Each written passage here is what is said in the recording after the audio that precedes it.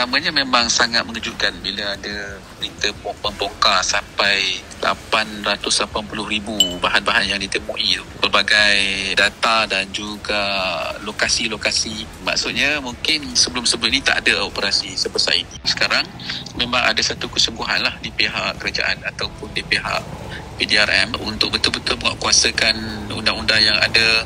Di samping juga kita boleh menilai semula lah apa-apa kaedah baru untuk kita mengekang daripada perkara ini berterusan. Cadangan untuk menyekat daripada penggunaan media sosial bagi umur 16 tahun ke bawah mendapat sokongan pelbagai pihak lah. Dalam hal ini kita perlu ada kawalan, tapi pada masa sama kita juga tidak boleh menyekat kebebasan untuk adanya ruang media sosial itu digunakan untuk tujuan-tujuan yang baik, dengan syarat saya rasa ada bimbingan ataupun panduan-panduan yang diberi melalui akta selia ada ataupun melalui peraturan ataupun prosedur-prosedur. Saya juga pengerusi MDEC. Antara perkara yang kita tekankan dalam jelajah saya digital yang kita pernah buat sebelum ni untuk tengok dari segi baik media sosial ni. Pertama memanglah kita sebut tentang celik digital.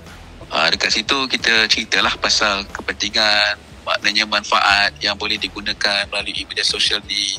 Boleh bayar bil api, bil air, bil elektrik, bil lesen lah, semua tu boleh digunakan.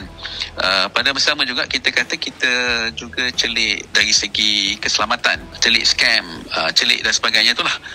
Dan juga salah satu daripada perkara utama juga yang kita sebut ialah celik keluarga lah, celik digital keluarga ni.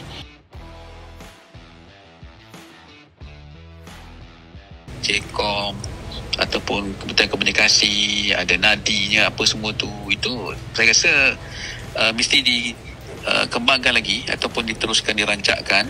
Tapi pada masa sama untuk ibu bapa keluarga ni, dia mesti ada satu penegasan ataupun sasaran khusus apabila berkenaan dengan media sosial. Tanggungjawab mak puan ni tak boleh lari lah. Kalau umur-umur kan budak-budak misalnya daripada umur katakan 17-18 tahun ke bawah, mesti ada pemantauan yang berterusan dibuat di pihak ibu bapa. Jadi kalau kita target saja budak-budak pun tak cukup lah. Mesti target kepada ibu bapa terutamanya yang ada anak-anak yang remaja dan ke bawah lah.